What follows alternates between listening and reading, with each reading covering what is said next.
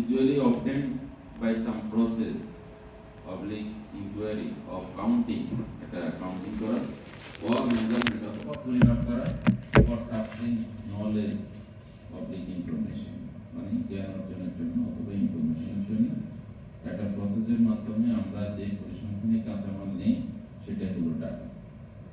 Data হলো দুই প্রকার, কোয়ালিটেটিভ ডাটা আর হলো কোয়ান্টিটেটিভ ডাটা।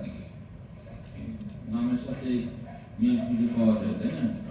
কোয়ালিটেটিভ ডাটা দেখো, উদাহরণগুলো দেখেন।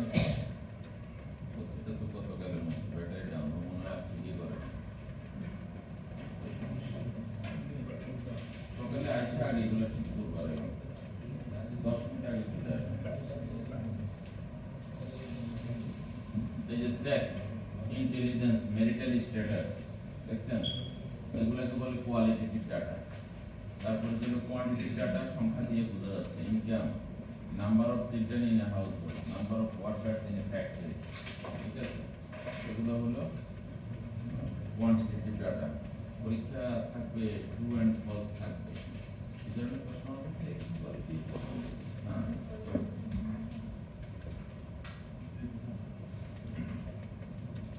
অ্যাকর্ডিং টু সোর্স, উৎস অনুসারে আবার ডাটা দুই প্রকার। উৎস অনুসারে কয় প্রকার? দুই প্রকার, primary data, secondary data. Primary data কোনটা? সরাসরি থেকে আপনার যেটা কালেকশন করবেন এটা নাম হলো প্রাইমারি ডাটা। আর সেকেন্ডারি ডাটা কোনটা? Data collected from public materials or any other sources. এটা পাবলিশ হতে পারে, নন পাবলিশ হতে পারে, পুরো একটা এমএস থিসিস হতে পারে, ঠিক আছে? বই হতে পারে, জার্নাল হতে পারে, পত্রিকার কাটিং হতে পারে, এগুলো সবই হলো secondary source. Classification of data, data ক্লাসিফিকেশনটা কি? ডাটা ক্লাসিফিকেশনটা হলো মূলত ডাটাকে বাংলাতে বলে ডাটার শ্রেণীকরণ, মানে ডাটাটাকে ভাগ করা, ঠিক আছে? Data classification is the categorization of data for its most effective and efficient use. ডাটার সর্বোচ্চ পরিমাণ ব্যবহার করা, ডাটাটাকে যাতে আমরা গুরুত্ব সহকারে ব্যবহার করতে পারি, এফিশিয়েন্ট ইউজ, এই জন্য ডাটা ক্লাসিফিকেশন করা হয়। It is the process of arranging individuals in groups or classes according to their affinities. তাদের সাদৃশ্যতা অনুসারে তাদেরকে আলাদা করা, ঠিক আছে? যেমন আমরা যদি বলি যে নিখুঁতের যে পেজ হতেছে ফাউন্ডেশন ট্রেনিং কোর্স, এখানে কতজন ফিমেল পার্টিসিপেন্ট আছে? কতজন আছে? 14 জন। এখন 14 জন আছে, আমি ডাটাটা কি কয় ভাগ করলাম? 2 ভাগ, মেল এবং ফিমেল। এটা না হলে শ্রেণীকরণ। আমি যদি 2 ভাগ না করতাম তাহলে এখানে মেল কয়জন, ফিমেল কয়জন বাই করতে পারতাম, ঠিক আছে? Its purpose is to condense the raw data to display points of similarity and dissimilarity in a particular character. একটা পার্টিকুলার ক্যারেক্টারের উপর ভিত্তি করে তাদের সিমিলারিটি এবং ডিসিমিলারিটি একই উদাহরণ আর কি, সেম এখানে পদ্ধতি রিসার্চের উপর ভিত্তি করে ক্লাসিফিকেশন হতে পারে, তাই না? তারপরে যে আপনার অন্য একটা ক্লাসিফিকেশন হতে পারে যে বয়সের ভিত্তিতে এখানে ক্লাসিফিকেশন হতে পারে যে 35 এর নিচে কয়জন আছে, 35 এর উপরে কয়জন আছে, দুইটা ভাগে ভাগ হতে পারে, বলুন। Data are classified on the basis of 4 specific characters. Data কে আবার ক্লাসিফাই করা হয় বা শ্রেণীকরণ করা হয় কয়টা ক্যারেক্টার উপর ভিত্তি করে? 4টা, 4 স্পেসিফিক ক্যারেক্টার। এক নম্বর হলো geographical or area basis data. উদাহরণটা কি? Division wise population in Bangladesh in 2021। 2021 এ যে আমাদের যে কয়টা ডিভিশন আছে বাংলাদেশে, 8টা ডিভিশন আছে না? 1 2 3 4 5 6 7 8, 8টা ডিভিশনের পপুলেশন কত? তাহলে এটা এরিয়া ওয়াইজ এই পপুলেশনটাকে ভাগ করা হয়েছে, তাই না? এটা একটা ক্লাসিফিকেশন। তারপরে যা হলো যে আপনার chronological or time series data, ঠিক আছে? একটা নির্দিষ্ট interval area under rice cultivation in Bangladesh from 2004 to 2010, 2004 থেকে 2010 সালের একটা ডাটা এখানে দেওয়া আছে। এখানে 1 ইয়ার ইন্টারভ্যাল 2004 এ বাংলাদেশের রাইসের আন্ডারে এরিয়া কত ছিল 1000 একরে, ঠিক আছে। 2005 এ কত, 2006 এ কত, 7 এ কত, 8 এ কত, 9 এ কত, 10 এ এসে কত। গ্রাজুয়ালি রাইসের আন্ডারে এরিয়া কি বাড়তেছে না কমতেছে?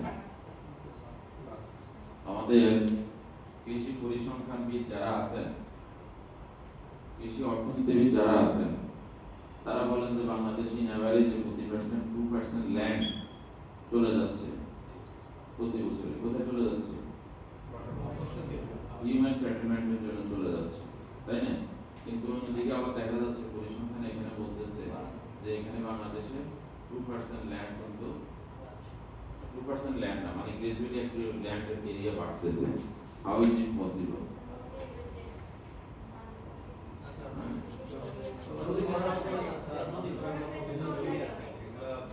নদীগুলো ভরাট করে সেখানে কিছু হচ্ছে, চর জেগে উঠতেছে, তাই না? আর রাইসের আন্ডারে এরিয়া বাড়তেছে,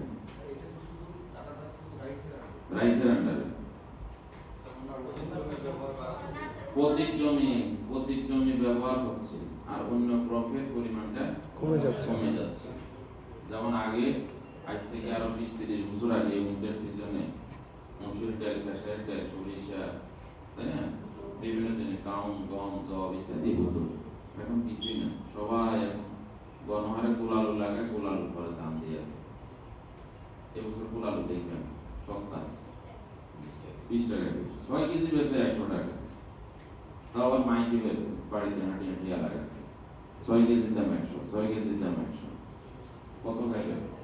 কয়দিন ধরে সরকার বলবে বাদে বাদে আলু খান, বাদে বাদে ফুটবল, চাপ কমা, কয়দিন পরে বলবে।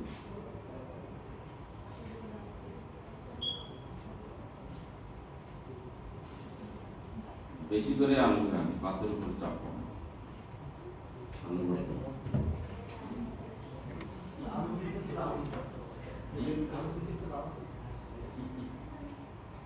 আচ্ছা শোনেন, এরপরে এখানে আসেন qualitative data, sex, intelligence, marital status, education, occupation, আর কয়েকটা উদাহরণ নিয়ে আসছি। এরপরে একটা ডাটা ওই যেটা বলছিলাম ওটাকে দেখেন আবার এখানে কোয়ালিটেটিভ প্যারামিটার, সেক্সের উপর ভিত্তি করে যে ডিভাইডটা male female, division wise population আছে এখানে, ডিভিশন ওয়াইজ মেল কত, ফিমেল কত, টোটাল কত। তো আগের ডাটাতে আমি শুধু ডিভিশন ওয়াইজ পপুলেশনটা দেখাইছি, আর এখানে আবার সেক্সের উপর ভিত্তি করে দেখাইছি। এটাই হলো কোয়ালিটেটিভ ডাটা ডিভাইডেশন, ঠিক আছে। এখন আমরা চলে আসি কোয়ান্টিটেটিভ ডাটার একটা উদাহরণ। ইন্ডিকেটরগুলো মনে রাখতে হবে, আর এই উদাহরণগুলো income, expenditure, import, export, height, weight, length, যেগুলো সংখ্যা তাত্ত্বিক, তাই না? কথা শুনলেই বোঝা যায়। Area, production and enterprise in Bangladesh during 2007, এটা একটা কোয়ান্টিটেটিভ ডাটার একটা উদাহরণ। একটা টেবিল এখানে সাজানো হয়েছে, দেখেন একটা সামাজিক গবেষণা, এটা যে ডাটাটা নেওয়া হয় ফিল্ড থেকে, এই ডাটার মধ্যে 5 to 10% এরর থাকে, 5 to 10% এরর থাকে, কিন্তু তারপরেও এই ডাটার উপর ভিত্তি করে আমাদের পলিসি মেকাররা কিন্তু ডিসিশন নিয়ে থাকে, ঠিক আছে। যেমন এই ফিল্ড এখন যে টেবিলটা দিলাম, এটা কি লেখা আছে আপনি যদি দেখেন এখানে, এই যে এরিয়া রাইসের সিজন কয়টা? 3টা, আমন, আউশ, বোরো। আর প্রোডাকশন মিলিয়ন মেট্রিক টন। আমনের কত প্রোডাকশন? 9.66, আউশে 1.50, আর বোরোতে 17.76। টোটাল হলো কত? 28 মিলিয়ন মেট্রিক টন। কবে? 2007-08 সালে। বর্তমান সময়ে এসে প্রোডাকশন কত জানেন? এই সময় এসে 50 মিলিয়ন মেট্রিক টন। এখন জি 28 নেই, এখন 50 হয়ে গেছে, ডাবল হয়ে গেছে অলমোস্ট। এটা নিয়ে আমি টেবিলটাতে পুরো ডাটা দেখাচ্ছি, তার মানে এই নয় যে এখানে ডাটার সাথে রিলেশন না। মিনিশন হলো যে কথাটা বুঝতে যাচ্ছে যে একটা কোয়ান্টিটেটিভ ডাটা যে ডিভাইডেশনটা হয় এবং সেখানে যে গুরুত্বটা বোঝানোর জন্য, যে বাংলাদেশের এরিয়া তো সমান, কিন্তু এখানে 3 সিজনের মধ্যে প্রোডাকশনটা কোথায় বেশি হচ্ছে? বোরোতে। তাহলে আমাদের পলিসি পলিসি মেকারদের অ্যাটেনশনটা কোথায় থাকবে? বড় দানে থাকবে। কি অ্যাটেনশন নেয় ওনারা? কি অ্যাটেনশন দেয় ওনারা বলেন?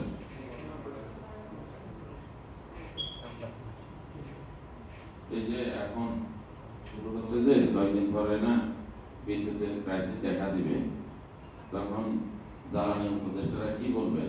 আগে জ্বালানি উপদেষ্টা ডক্টর তৌফিক ইলাহি, জ্বালানি মন্ত্রী নসরুল হামিদ আছে না, তারপরে যে কৃষি মন্ত্রী, ওনারা সাংবাদিক সম্মেলন করে কি বলতো যে এখন শহরের বাইরে কষ্ট করতে হবে, আমরা প্রতিদিন 2 ঘন্টা করে লোডশেডিং দিব। কেন? নিরবিচ্ছিন্ন বিদ্যুৎ দিবে গ্রামে। বিদ্যুৎ দিলে কি হবে? পাম্পগুলোতে পানি উঠবে, পাম্প উঠলে কি হবে? সেচ দিবে, সেচ দিলে কি হবে? আমনের বাম্পার ফলন হবে, আমনের বাম্পার ফলন হলে কি হবে? কৃষক মাথার মধ্যে তেল দিয়ে ঘুরবে, শান্তি আর রাজনীতি করবে, দোকানে দেবে টাকা হবে, বুঝছেন? মানে সরকার বিরুদ্ধে কিছু বলবে না। কৃষক যতক্ষণ পর্যন্ত তার পেটে ভাত থাকে, ততক্ষণ পর্যন্ত সাধারণ মানুষ যতক্ষণ পর্যন্ত তার থাকা খাওয়ার বিষয়টা নিশ্চিত থাকে, ততক্ষণ পর্যন্ত সরকারের বিরুদ্ধে আন্দোলন করে না। ওই যে মানে একবারে যারা ভোট রাজনীতি করে পোস্ট প্রতিষ্ঠানের জন্য, আপনারা আমার মতো সাধারণ যারা আছে আন্দোলন করে না। সুতরাং এই যে সরকারের যে পলিসি লেভেলের লোকজন এটা দেখে একটা ডিসিশন নিতে পারে, ঠিক আছে? এটা একটা গুরুত্বপূর্ণ। এরপরে আসেন necessity of data classification. Data ক্লাসিফিকেশনটা আমি কেন করব? To grab the significance of information from a large number of data. একটা বড় ডাটা থেকে ইম্পর্টেন্ট ইনফরমেশন কোনটা সেটা গ্র্যাব করা, আঁকড়ে ধরা, তার জন্য ডাটা ক্লাসিফিকেশন দরকার। তাহলে আগের যে টেবিলটা দেখাইছি, ওই টেবিলের মধ্যে সিগনিফিকেন্ট ডাটা কোনটা ছিল? বড় বড় গুরুত্ব দিচ্ছি না আমরা? এই কথা ঠিক আছে কিনা? পিছনে কি করে সব দেখে ফেলতেছেন, আমি যা বলতেছি, হ্যাঁ নোট করতেছিলেন? এত ভালো ছিল, জোরে একটা হাততালি দেন ওনার জন্য।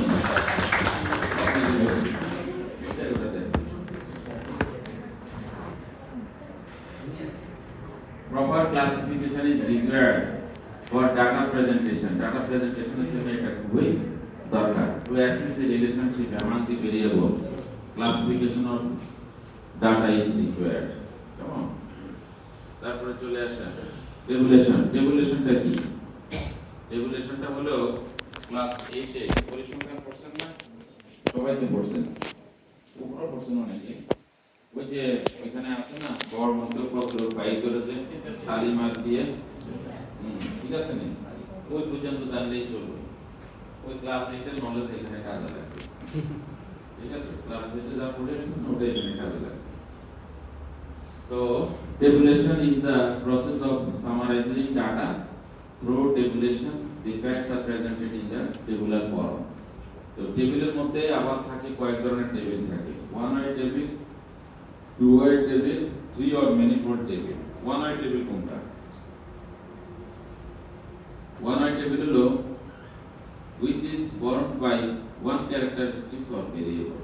যে টেবিলের ভিতরে একটা মাত্র ভেরিয়েবল বা একটা মাত্র ক্যারেক্টার দিয়ে টেবিলটা সাজানো হয়, তাকে বলা হয় ওয়ান ওয়ে টেবিল, ঠিক আছে?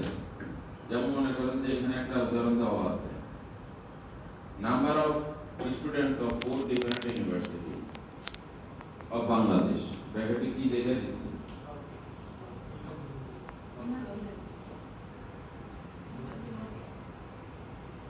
ইমাজিনারি, কাল্পনিক, ঠিক আছে? এই ছাত্র ঢাকা বিশ্ববিদ্যালয়ে 1,000 ছাত্র, চিটাগং বিশ্ববিদ্যালয়ে 1,000। এই যে ছাত্রছাত্রীর সংখ্যা, নাম্বার অফ স্টুডেন্টস, এটাকে বলে একটা ভেরিয়েবল। এই একটা ভেরিয়েবল দিয়ে আমি একটা টেবিল সাজাইছি, এই জন্য এটার নাম হলো ওয়ান ওয়ে টেবিল। তাহলে টু ওয়ে টেবিলটা কি? সহজভাবে বোঝা যায়, দুইটা বৈশিষ্ট্য থাকবে। কেমন?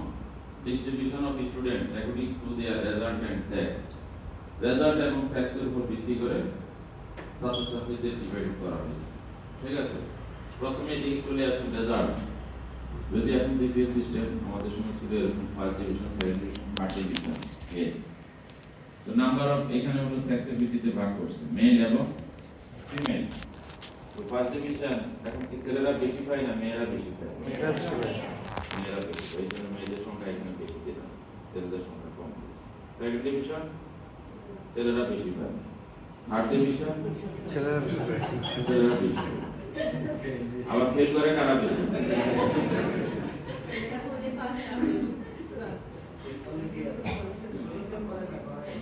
ইমাজিনারি মনে করতে না কিছু নেই, কাল্পনিক আর কি, তাই না? তাই নাকি?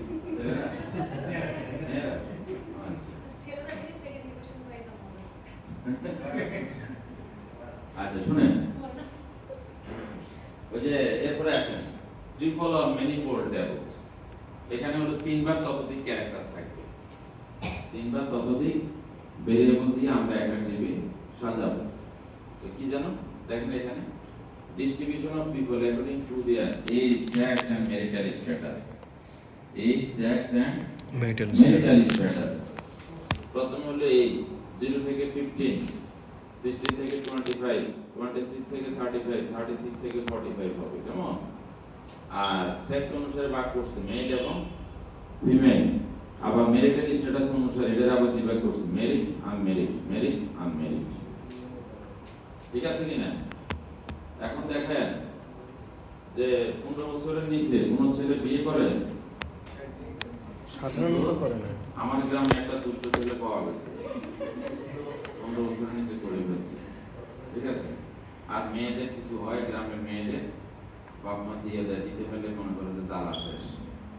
বিয়ে করে আরো বেশি জ্বালা শুরু হয়, অল্প বয়সের মেয়েদের বিয়ে দিয়ে আরো জ্বালা যন্ত্রণা বেশি সহ্য করা লাগে। পরে দেখা গেছে মেয়ের সাথে মেয়ের মাও যাই বাড়িতে থাকা লাগে, এমন অবস্থা হয়ে যায়। যাই হোক, বিয়ের একটা মোটামুটি বয়স 16 থেকে 25 অনেকেই করে ফেলছে, ছেলেদের মধ্যে মেয়েদের মধ্যে। বিয়ের ভালো বয়স 25 থেকে 36, 26 থেকে 35, ওই দেখেন ম্যাক্সিমাম করে ফেলছে, অল্প কয়েকজন বাকি ম্যাক্সিমাম করে ফেলছে। বিয়ের হলো ম্যাক্সিমাম বয়স, আর কোনো বয়স নাই। ঠিক আছে? এই যে 36 থেকে 45, ওই দেখেন সর্বোচ্চ সংখ্যক করিয়া গেছে। এরপর আবার দুই একজন বাকি থাকবে, এখানে ম্যাক্সিমাম করে ফেলছে, এখানে দুইজন বাকি। না না না, ওর বিয়ে সামনে। ঠিক আছে? এরকম আসেনি আপনাদের মধ্যে? আসেনি কেউ? হ্যাঁ, সামনে দুজন। ও আচ্ছা, দুইজন আছে আপনাদের নাকি? আপনারা শুরু করে দেন, দেখা দেখি শুরু করে দেন। আছে আমাদের ওইখানে ডাক্তারদের কোর্স চলতেছে, 2টা পেজ আসছে, বুঝছেন? একটু লাইন লাগান, কালচারাল প্রোগ্রামে হাত তালি দিবেন, যেটা পছন্দ হয় ওটা গান গান গাইলে তাহলে হাত তালি দিবেন। এর আগে আমাদের এখানে কোর্স চলতেছিল, ইঞ্জিনিয়ারদের কোর্স আর ডাক্তারদের কোর্স। এক ডাক্তার ম্যাডাম আছে, এদিকে গান গায়, একটার পরে দুইটার পরে তিনটা গান গাইতেছে। আমাদের আবার এই দর্শক খুব কম, মানে আমাদের কন্টিনিউ আছে,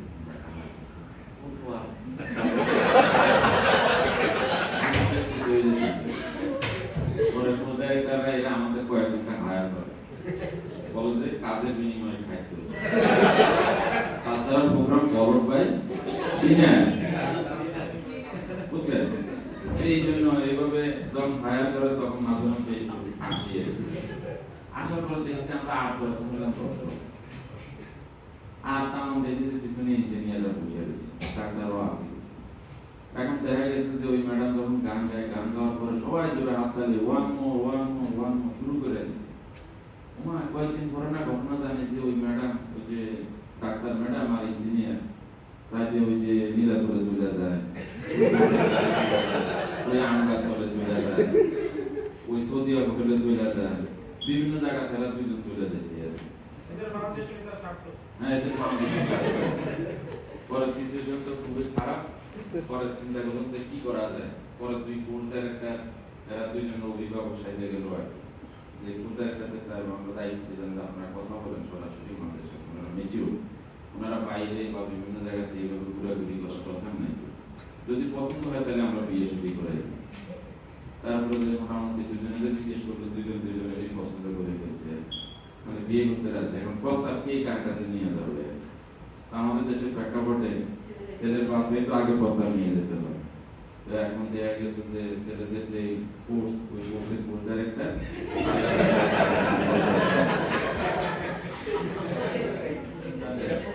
তারপরে মেয়ের যে গার্ডিয়ান, মেয়ের অরিজিনাল গার্ডিয়ান নাই, আমার যে কোর্স গাইড ছিল উনি মেয়ের মার লগে কথা বলছে, মা আছে হ্যাঁ ঢাকাতে আর কি।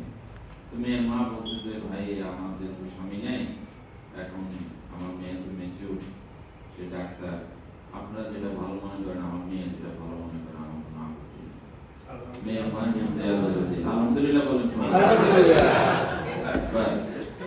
এরপরে ইনশাআল্লাহ ডাক দিয়ে বল দুজনের বিয়ে করে দেওয়া হয়েছে। এই বয়সে বাড়ে স্যার কত সালের কাহিনী স্যার এটা? এটাই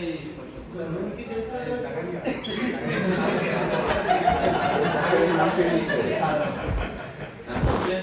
না করলে তাই না, বিয়ে যদি করাই দিচ্ছি এটা হলো বড় কথা। স্যার ইঞ্জিনিয়ারদের কোর্স তো কি 2 মাসেরই হয় না? হ্যাঁ 2 মাসের ছিল আর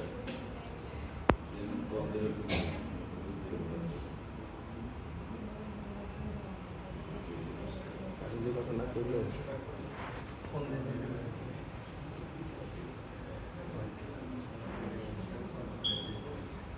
যাই হোক, একটু মজা নিলাম। কেন মজা নিচ্ছি জানেন? নেই ঘুমাইতেছিলেন অনেকে দেখে, আমার ক্লাসে ঘুমাবেন, এত বড় সাহস।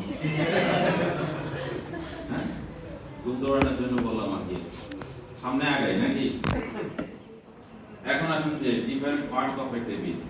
একটা টেবিলে চয়েস করবো আমরা, একটা টেবিলের পার্টসের মধ্যে কি কি থাকে আর কি। প্রথমে একটা টাইটেল থাকবে, এটা টেবিলের উপর আমাদের থাকবে, স্টাফ হেড থাকবে, নিচে স্টাফ এন্ড তার নিচে ক্যাপশন হেড থাকবে, বডি থাকবে। বডি হলো মূল ডাটাটা, যেটা আর কি কন্টেন্ট, দি data off classified form. Footnote এটা টেবিলের নিচে থাকবে। আমরা টেবিলের ভিতরে কোনো জিনিসের বর্ণনা দেওয়া দরকার, দিতে পারতেছি না, এখানে একটা স্টার চিহ্ন দিলাম, ওই স্টার চিহ্নটা আবার নিচে দিয়ে বুঝিয়ে দিলাম যে স্টার চিহ্ন দ্বারা কি বুঝে, এটাকে বলে ফুটনোট। সোর্সটাও টেবিলের নিচে আছে, কোথায় আসবে? টেবিলের নিচে আসবে, ঠিক আছে। এই সোর্স মানে ডাটাটা আমরা কোত্থেকে সংগ্রহ করছি, কবে সংগ্রহ করেছি। আচ্ছা তারপরে যাইয়া এই যে একটা টেবিল আছে, title, staff head, staff entries, caption, হ্যাঁ কলাম হেড কলাম, তারপরে এটা হলো বডি, বিও বাই বডি মানে ডাটাটা, ফুটনোট আর সোর্স। এগুলো একটা পূর্ণাঙ্গ টেবিল। সময় কম যেহেতু একটু দেখে চলে যাচ্ছে না। এরপরে চলে আসুন যে এটা principles of construction of A table. আপনি তো আপনার কাঠাগুলো নিয়ে টেবিল সুন্দর করে আপনি টেবিল বানাবেন। তো টেবিল বানাইতে গেলে আপনাকে টেবিলের টাইটেল লিখতে হবে, ফুটনোট লিখতে হবে, বডিটা বানাইতে হবে, সোর্স লিখতে হবে, এই জন্য এগুলো আলোচনা করলাম। এখন যে টেবিলের যে একটা টাইটেল বানাবেন, আপনি টাইটেলটা তো আপনি নিজে নিজে বানাবেন। আপনার টাইটেলটা সঠিক হলো কিনা কিভাবে বুঝবেন? যে টেবিলের টাইটেলটা লিখবেন, ওই টাইটেলটাকে 3টা প্রশ্ন করবেন, আপনি নিজে নিজে প্রশ্ন করবেন, কি, হোয়াট, হোয়ার, হোয়েন। যদি 3টা প্রশ্নের উত্তর যদি ওই লাইনটার মধ্যে থাকে, তাহলে বুঝতে হবে যে আপনি টেবিলের টাইটেলটা ঠিক আছে। কথা ক্লিয়ার? 3টা প্রশ্ন করবেন। আরে মানুষের তাহলে সবাই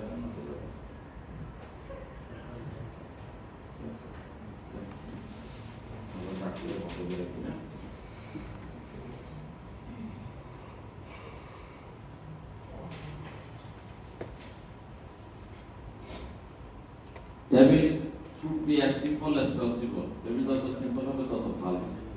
Each row and column should be labeled clearly and concisely. The specific units of measurement for the data should be clearly stated. মানে data measurement unit গুলা লিখতে হবে। তারপর if codes or symbols are used, they should be explained in the footnote. যদি কোনো symbol আমরা use করি তাহলে সেটা ফুটনোটে বর্ণনা দিতে হবে। The size of table should not too large. টেবিলটা খুব বড় হবে না। If data are not original, source should be mentioned. ঠিক আছে, এই কয়েকটা কথা একটু পড়বেন, এখানে দুই একটা থাকবে আর কি।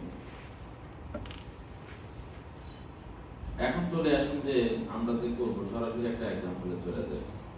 ধরেন একটা ভেরিয়েবল দিয়া আপনি ডাটা কালেকশন করলেন, 2 থেকে 10 জন, 20 জন, 30 জন, 40 জন ডাটা কালেকশন করলেন যে কোনো একটা ভেরিয়েবল, হয় তাদের মান্থলি ইনকাম, হয় তাদের বয়স, হয় তাদের মান্থলি ব্যয়, অথবা এডুকেশন, অথবা তাদের ফ্যামিলি সাইজ, বিভিন্ন প্যারামিটারের উপরে আপনি ডাটা কালেকশন করলেন।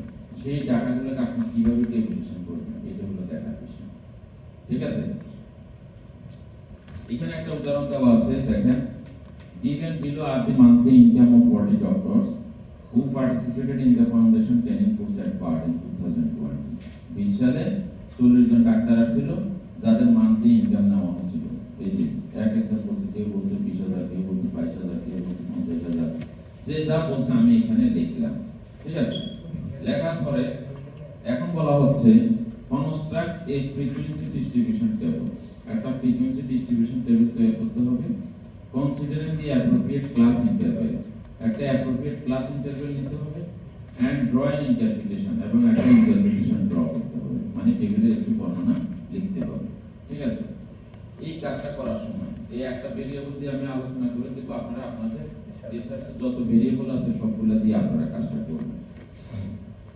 এটা করার জন্য এই ডাটাগুলোকে আগে এইখানে যে ফরম্যাটে আছে এই ফরম্যাটে একটা সাদা কাগজের মধ্যে আগে ডাটাটা লিখতে হবে। লেখার পরে এই ডাটার মধ্যে লোয়েস্ট ভ্যালু কত আর হাইয়েস্ট ভ্যালু কত এই দুটো বাই করতে হবে। এখানে দেখেন তো টেবিলে লোয়েস্ট ভ্যালুটা কত আছে, 20, ভেরি গুড। হাইয়েস্ট ভ্যালু কত, 69, ভেরি গুড। এরপরে তোমরা ডিফারেন্স বাই করতে হবে। ডিফারেন্সটা কত, 49, 49 কে রাউন্ড ফিগার ধরি তাহলে কত হবে, 50, 50 কে তার 5 বা 5 এর গুণিতক দিয়ে ভাগ করলে রো এর সংখ্যা চলে আসবে। যদি 5 দিয়ে ভাগ করি তাহলে কয়টা রো হবে, 10টা রো। আর 5 এর গুণিতক 10 দিয়ে ভাগ করলে হবে কয়টা রো, 10। কোনটা নেব, 5টা রো নেব না 10টা রো নেব, 5টা রো নেব। বলছি না table to be as simple as possible. তাহলে কত ইন্টারভেলে ডাটাটা হলো, 10 ইন্টারভেলে ডাটা হলো, 10 ইন্টারভেলে ডাটা হলো আর আপনার 5টা রো হলো। ঠিক আছে, তাহলে প্রথম ডাটা কত থেকে শুরু হবে, 20 থেকে 30 না 20 থেকে 29, 20 থেকে 29, 30 থেকে 39, এখানে 10টা ডাটা আছে। ঠিক আছে, এরপরে আপনি সরি এখানে 20 থেকে 29 একটু গোনা দেন এখানে বা কাটে, এইভাবে কাটে, কাইটা দেখেন যে কয়টা ডাটা আছে, ফ্রিকোয়েন্সি কত এটা বাইর করে। 20 থেকে 29 এর মধ্যে কয়টা ডাটা আছে,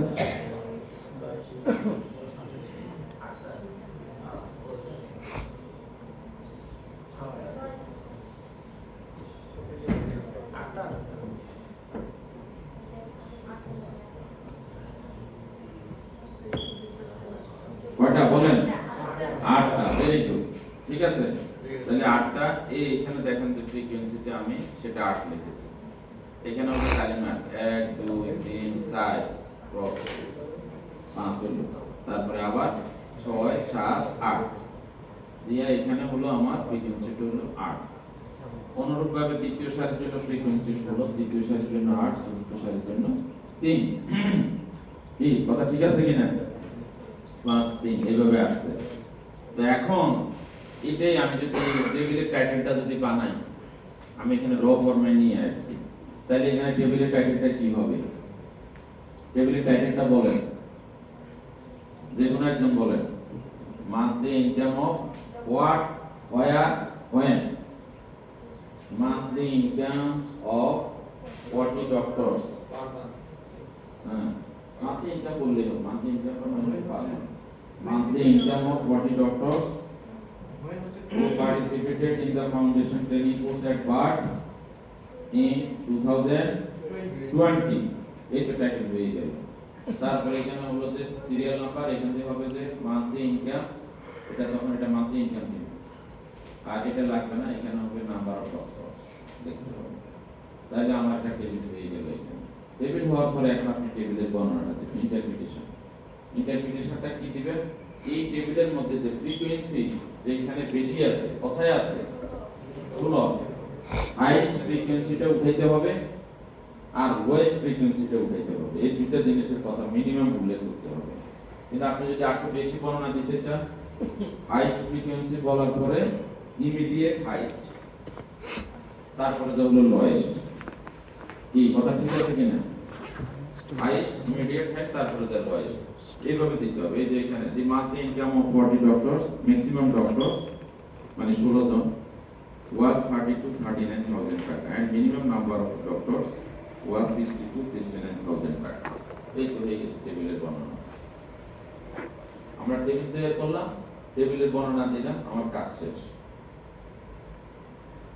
তাই টেবিলে আমরা ডাটাটা প্রেজেন্টেশন করে দিলাম। কিন্তু আমাদের আরেকটা বিষয় রয়ে গেছে যে টেবিলের প্রেজেন্টেশন না, গ্রাফিক্যাল প্রেজেন্টেশন। গ্রাফিক্যাল প্রেজেন্টেশনটা কেন? Graphical presentation is more attractive, appealing, and simple than tabular presentation. Graphical presentation টা অনেক ভালো, ঠিক আছে? এই জন্য আমরা ডিফারেন্ট গ্রাফ ইউজ করব।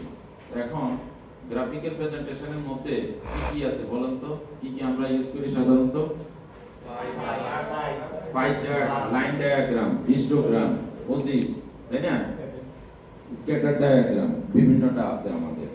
এখন আমরা যে কোন ডায়াগ্রামটা কোন ক্ষেত্রে ব্যবহার করব এগুলো আমাদের একটু জানা দরকার।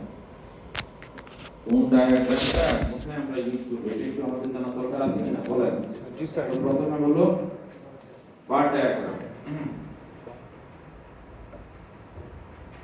বার ডায়াগ্রাম হলো ধরেন এটা একটা ডাটা টেবিল আছে। এই টেবিলের মধ্যে আমরা ডাটাগুলোকে বিভিন্ন শ্রেণীতে ভাগ করছি না? এটা একটা শ্রেণী, এটা একটা শ্রেণী, এটা একটা শ্রেণী, এই শ্রেণীতে 40 জন, এখানে 27, এইভাবে একটা টেবিল আছে, আছে কিনা বলেন। জি স্যার। বার ডায়াগ্রাম হলো যে ডাটাগুলোকে আপনি শ্রেণীকরণ করা হয়, মানে ক্লাসিফাইড করা হয়, ওই ডাটাগুলোকে আপনি বার মানে আপনি টেবিলে না রেখে বার ডায়াগ্রামে নিয়ে নিতে পারেন। দেখেন এটা একটা টেবিল আছে, এটাকে আমি বার ডায়াগ্রামে নিয়ে নিচ্ছি। দেখেন আমি বলেন আগের টেবিলটা সুন্দর দেখতে না এটা সুন্দর?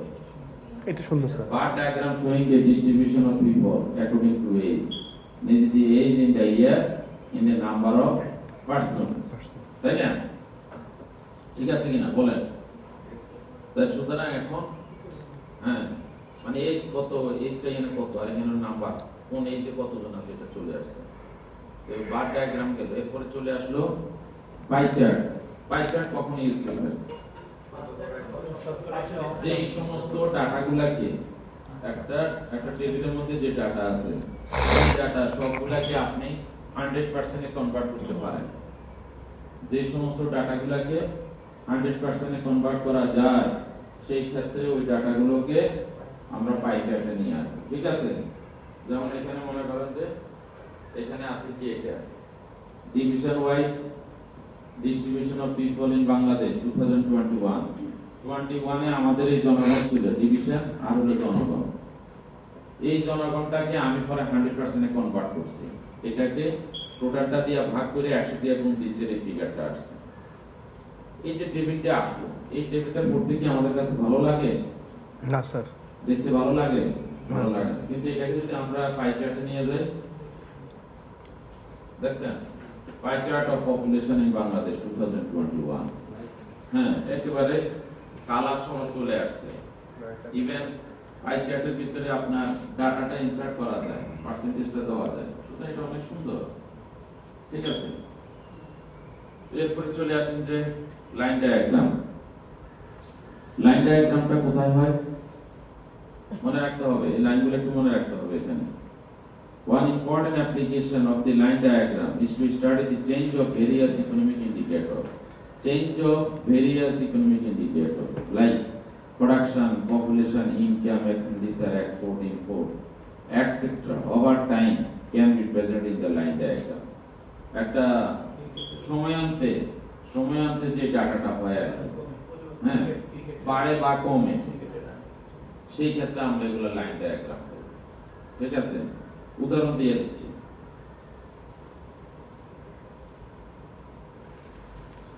Food grain production and requirement in 1971 to 2005, 1971 to 2005, 5 years interval এ ডাটাটা আছে। কত ইয়ার? 5 ইয়ার দেখেন এখানে 1971 টু 1972, এই 1971 টু 1975, 1975 টু 1980, এরপর 85, 5 ইয়ার্স ইন্টারভ্যালে টাকাটা আছে।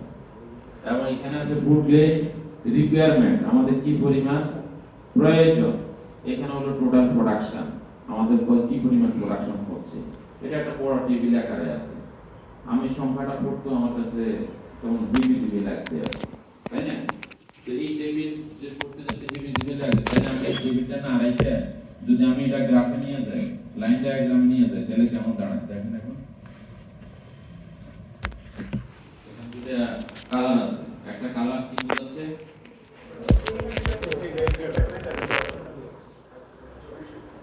এই যে এটা হলো প্রোডাকশন।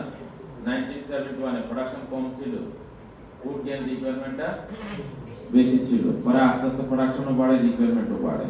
পরে 2005-06 এর দিকে আইসে এই দেখেন যে ফুড গ্রেন রিকোয়ারমেন্টের তুলনায় প্রোডাকশনটা বেড়ে গেছে।